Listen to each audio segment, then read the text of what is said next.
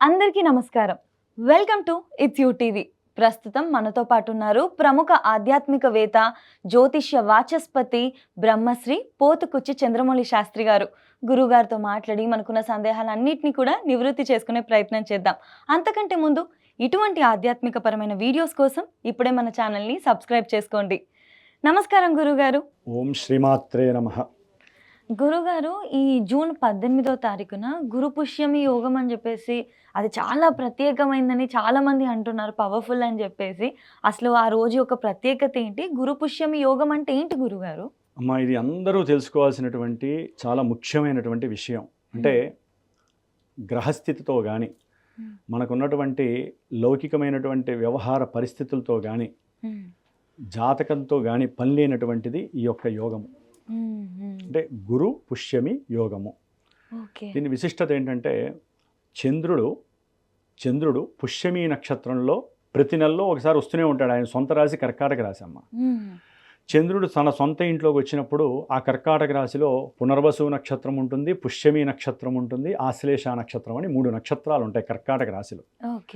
వాటిల్లో చంద్రుడు పుష్యమి నక్షత్రంలోకి వచ్చినప్పుడు మరి ప్రతి నెల వస్తుంది కదండి, ప్రతిదీ గురు పుష్యమి యోగం. అంటే పుష్యమి యోగానికి గురువు యాడవ్వాలి. అంటే గురువారము పుష్యమి నక్షత్రం, అంటే చంద్రుడు పుష్యమి నక్షత్రంలో ఉన్నప్పుడు వచ్చేటటువంటి సందర్భమే ఈ గురు పుష్యమి యోగము.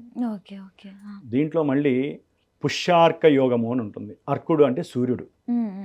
అంటే చంద్రుడు పుష్యమి నక్షత్రంలో ఉన్నప్పుడు అర్కుడు అంటే సూర్యుడు అని చెప్పాను కదా, ఆదివారము వచ్చింది అనుకోండి.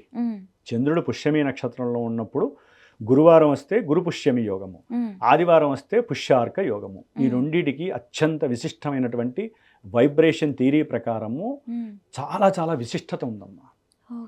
ఎందుకని? వారాధిపతి గురుడు. వారాధిపతి అంటే ఉన్నంతలో ఆయన గౌరవం ఆయనకు ఉంటుంది. వారాధిపతి సూర్యుడు, ఆయన గౌరవం. కానీ నక్షత్రం, నేను చెప్పే వాటిల్లో గ్రహాల కన్నా గొప్పవి నక్షత్రాలు. మనం అంటే సాధ్యమంతవరకు తెలియని వాళ్ళు గ్రహాలతోనే ఆగిపోతారు. నక్షత్రాలు గ్రహాల కన్నా గొప్పవా గురుగారు? మన శరీరం గొప్పదా, మనసు గొప్పదా అంటే ఏం చెబుతారు? శరీరంలో ఉన్న మనసు గొప్పది. మనసు ఈజ్వల్ టు నక్షత్రం, శరీరం ఈజ్వల్ టు గ్రహం. మనం ఏ పని చేయాలన్నా మనసు తలుచుకుంటేనే, మనసు వైబ్రేట్ అయితేనే చేస్తాం. నేను ఆనందంగా ఇలా మాట్లాడాలన్నా నా మనసు ఆనందంగా ఉండాలి. ఆ రోజు నక్షత్రం నాకు అనుకూలంగా ఉంటేనే నేను మాట్లాడతా. లేకపోతే నేను ఇంత చక్కగా మాట్లాడలేను, అవతల వ్యక్తులతో నేను పార్టిసిపేట్ చేయలేను ఏ విషయం. దీన్నే నక్షత్ర ప్రభావము, దీన్నే తారాబలం, అవన్నీ చేద్దాం మళ్ళీ భవిష్యత్తులో. దాని యొక్క విశేష ధర్మాలు అందరికీ తెలియజేద్దాం.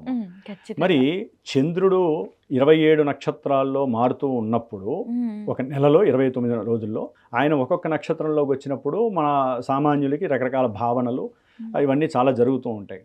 మరి మనకి జూన్ 18వ తేదీ గురువారము పుష్యమి నక్షత్రము 11:50 వరకు ఉంటుంది ఉదయం. అంటే చంద్రుడు పుష్యమి నక్షత్రంలో 11:50 వరకు ఉంటాడు, తర్వాత ఆశ్లేష నక్షత్రంలోకి వెళ్ళిపోతాడు. ఈ గురు పుష్యమి యోగము ముఖ్యంగా అందరికీ ఉపయోగపడేటటువంటి రోజుగా ఎందుకు చెబుతారంటే అమ్మా, మానసికంగా బలహీనంగా ఉన్నటువంటి వాళ్ళకి, వాళ్ళ కళ్ళ ముందు అన్ని అవకాశాలు ఉంటాయి.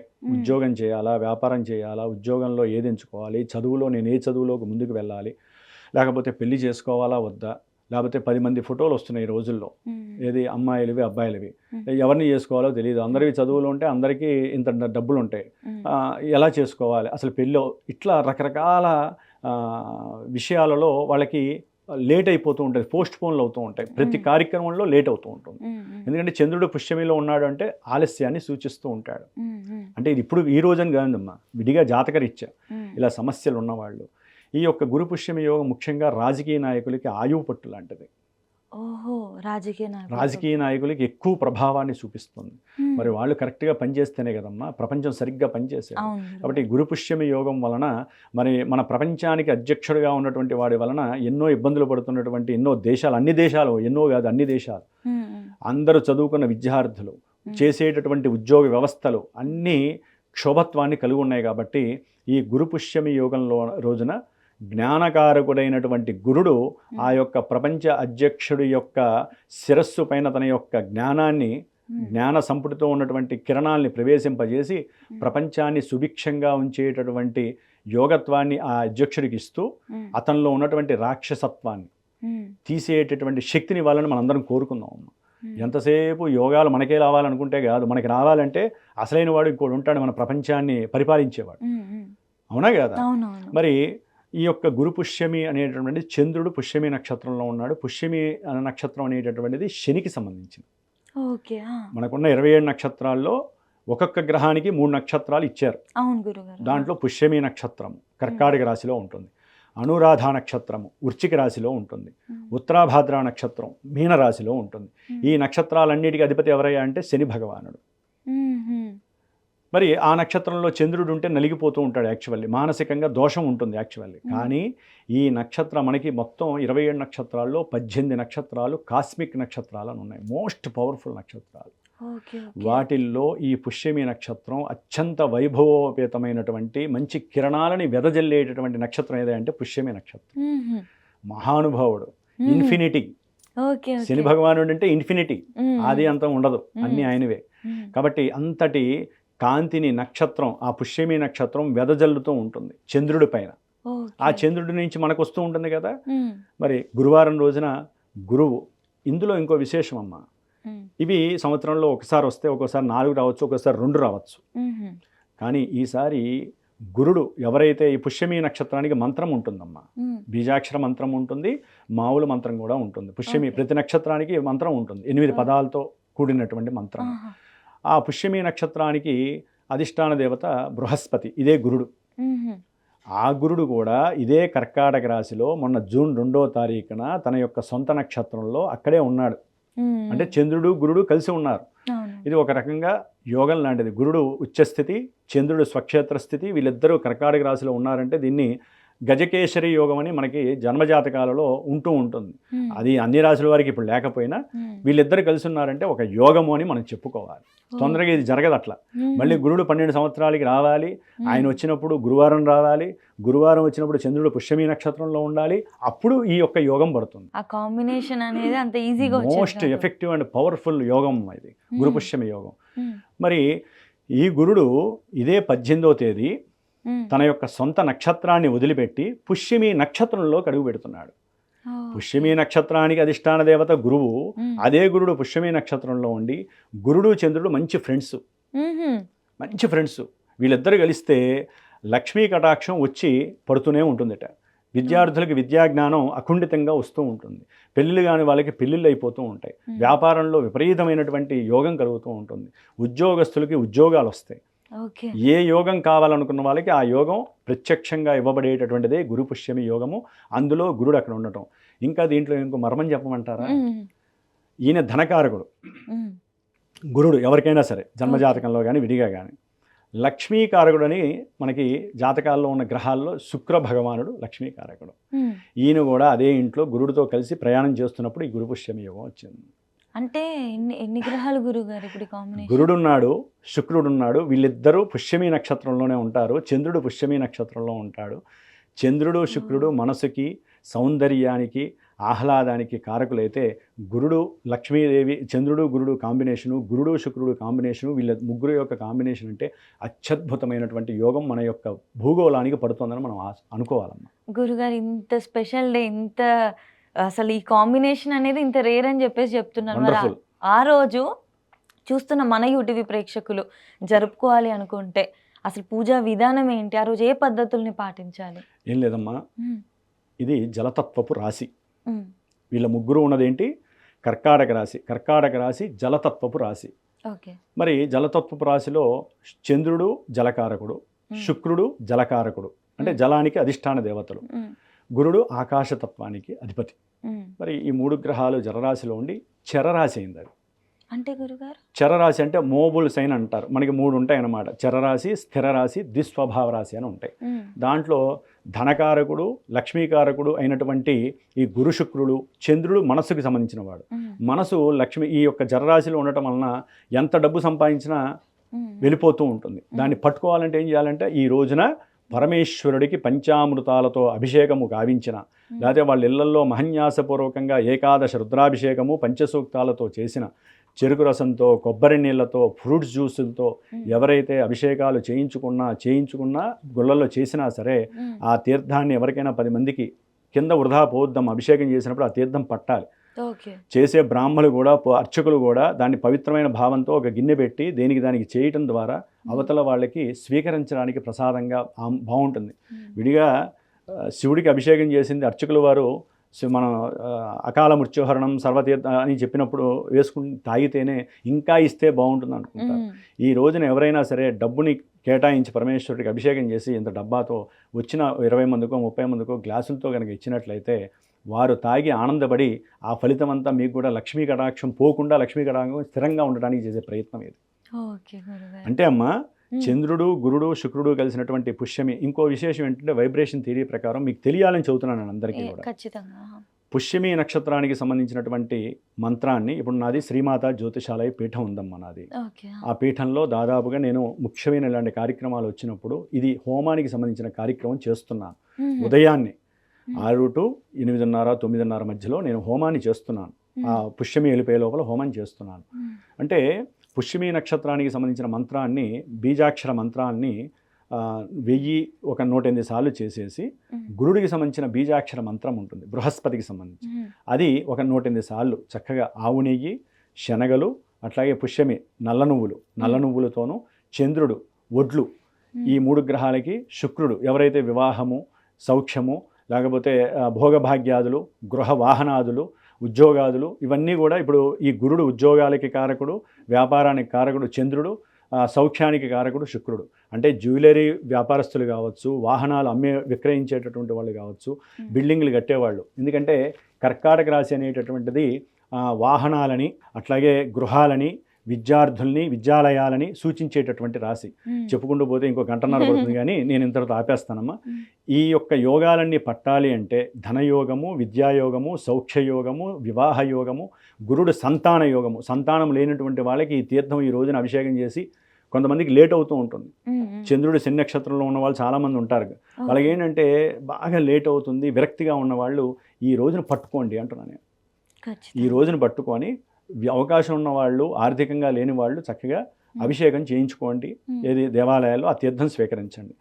ఆర్థికంగా బలంగా ఉన్నవాళ్ళు ఇప్పుడు నేను నా పీఠంలో చేస్తున్నా అంటే నా దగ్గరే రమ్మని కాదు, ఎవరైనా చేస్తుంటే కనుక ఆ యొక్క పీఠాలలో మీ యొక్క గోత్రనామాదులు ఇచ్చి వీలుంటే వచ్చి పార్టిసిపేట్ చేయొచ్చు. లేకపోతే చక్కగా మీరు చెప్పి ఆ భస్మాన్ని ఆ రోజున గురుడికి సంబంధించినటువంటి రావి సమిధలు, శుక్రుడికి సంబంధించినటువంటి మేడి సమిధలు, చంద్రుడికి సంబంధించినటువంటి మోదుగి సమిధలు, ప్లస్ శనికి సంబంధించిన జమ్మి సమిధలు, ఈ సమిధలతో ఆవునేతితో ఆ గ్రహాలకి సంబంధించినటువంటి బొబ్బర్లు, వడ్లు, అట్లాగే నల్ల నువ్వులు, శనగలు, వీటిలతో చక్కగా చేసేటటువంటి హోమంతో ఒక భస్మం తయారవుతుంది చివర్లో. ఆ భస్మాన్ని ఎవరైతే కనుక ఒక 120 రోజులు వారి కోరిక చెప్పుకొని ధరిస్తారో ఈ మధ్యలోనే వారికి ఆ యోగం కలుగుతుంది. ఇది నేను చెప్పట్లేదమ్మా, శాస్త్రం చెప్తోంది. నేను ఎక్కడో బాగా చదివి ఒకప్పుడు అనుభవించి వాళ్ళు చెప్పారు కాబట్టి నేను చేసి ఉన్నాను కాబట్టి నేను ఆ ధైర్యంతో చెబుతున్నాను. యద్భావం తద్భవతి, ఎవరు ఎట్లా ఆలోచిస్తే అట్లా ఉంటుంది. అట్లాగే అమ్మా ముఖ్యంగా దీంట్లో ఇంకొక విశేష ధర్మం ఏంటంటే, ఇప్పుడు టైం అయిపోయింది కానీ నేను చేయించే టైము, బంగారము, వెండి, రాగి ఈ 3 ధాతు లోహాలు కూడా మిక్సింగ్ చేసి నేను కరిగించి వాటిల్ని ఒక రింగులాగా నార్మల్ రింగే చేయించేసి ఆ హోమం చేసేటప్పుడు అష్టదళ పద్మంలో దాన్ని పెట్టి, దానికి దేవతారాధన ఉంటుంది హోమం ముందు, ఆ దేవతారాధనలో పెట్టి ఈ హోమం అయిపోయిన తర్వాత ఆ భస్మంలో ఆ యొక్క రింగును పెట్టి 1 రోజుల్లో కూడా దాన్ని అట్లాగే ఉంచి, వీలుంటే నేను 5 రోజులు ఉంచుతాను ఆ భస్మంలో పెట్టేసి పిరమిడ్లో పెట్టి ఉంచుతాను అనమాట. ఆకాశం నుంచి వచ్చే శక్తి, పిరమిడ్ యొక్క శక్తి అందరికీ తెలుసు, దాని గురించి కూడా ఒక వీడియో చేద్దాము. ఆ యొక్క శక్తిని అది ఆస్వాదించి ధాతువులు ధాతువులు వెండి, రాగి అనేటటువంటిది గురుడు బంగారము, వెండి శుక్రుడు, రాగి కుజుడు, చంద్రుడు కూడా ఒక రకంగా వెండికి సమానం. ఆ 3 ధాతులోహాలు కూడా మంచి శక్తిని వాటిల్లో పునరావృతి చేసుకొని ఎవరైతే ధరిస్తారో దాంట్లో కూడా మళ్ళీ ఏంటంటే తల్లి, తండ్రి, తాత, ముత్తాతలు వీళ్ళందరూ ఎవరన్నా లేరనుకోండి, వాళ్ళు ఈ వేలికి పెట్టుకోవాలి, రింగ్ ఫింగర్కి. ఉన్నవాళ్ళు ఏంటంటే ఇండెక్స్ ఫింగర్కి పెట్టుకోవాలి. ఇది కూడా శాస్త్రంలో ఉన్నదే చెబుతున్నాం. వైబ్రేషన్ పరంగా ఇది ఒక తాంత్రిక ప్రయోగం. తాంత్రిక ప్రయోగం అంటే వేరే నెగిటివ్ కాదండి.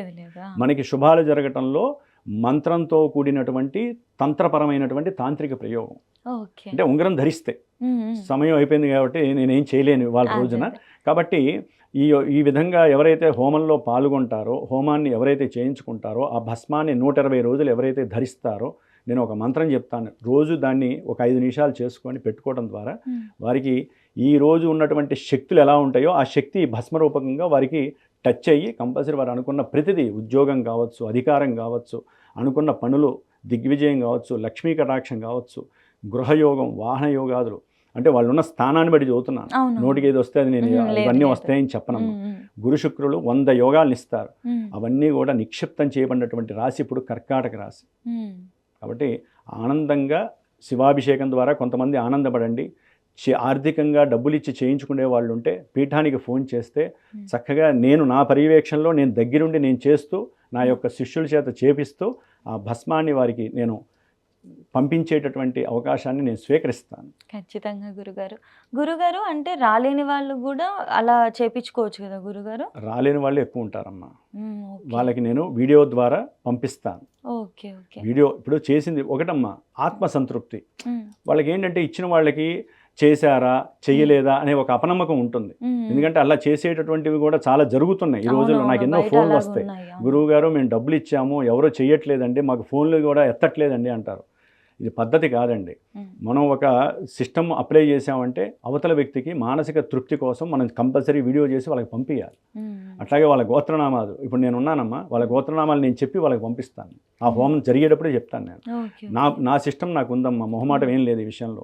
10 రూపాయలు మనకి ఇస్తున్నప్పుడు వాళ్ళకి 10 రూపాయల న్యాయం మనం చెయ్యాలి. ఎందుకంటే అమ్మ నమ్మే కదా చేసేది దైవారాధనలో. దైవానికి డైరెక్ట్గా వాళ్ళు అర్జీ పెట్టలేరు. మంత్రభాగం ఉన్నటువంటి మాలాంటి పురోహితులకి, అట్లాగే ఈ జ్యోతిష శాస్త్ర పరిజ్ఞానం ఉన్న నాలాంటి గురువులకి ఎంతోమంది ఉన్నారు. సరిగ్గా ఎంచుకోవాలి ఏ గురువు ద్వారా మనకి నమ్మకంగా పని జరుగుతుందో నమ్ముకొని ఆ విధంగా వచ్చేవాళ్ళు వచ్చి చూడొచ్చు, లేకపోతే రాని వాళ్ళు వీడియో ద్వారా చూడొచ్చు. ఆ భస్మము, ప్రసాదము, విశేషత్వము, మంత్రాలు అన్నీ కూడా వాళ్ళకి చక్కగా వీడియో ద్వారా నేను పంపిస్తాను. గురుగారు ఒకవేళ ఇంట్లో చేసుకోవాలి అనుకునే వాళ్ళు ఏ విధంగా పూజ చేసుకోవాలి? అంతేకాకుండా ఆ రోజు ఉపవాసాలు కూడా చేసుకుంటారా?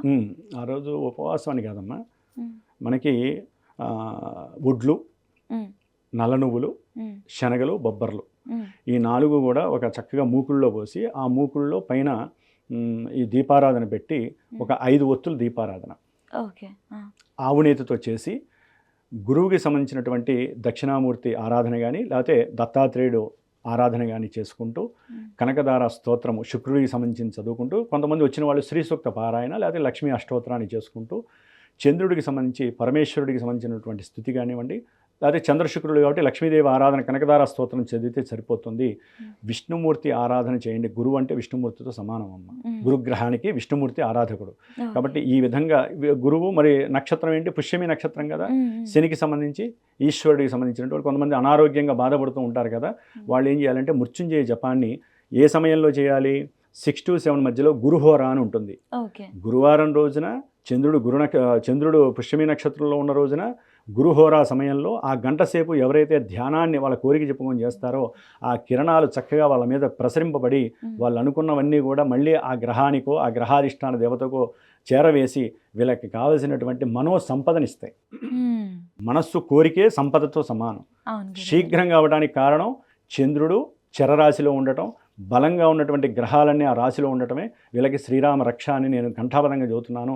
ఎవరు ఎంత చేసుకుంటే అంత లక్ష్మీప్రదం. ఈ జూన్ 18 మళ్ళీ తర్వాత రవి పుష్యార్క యోగం ఇలాంటివి చాలా వస్తూ ఉంటాయి.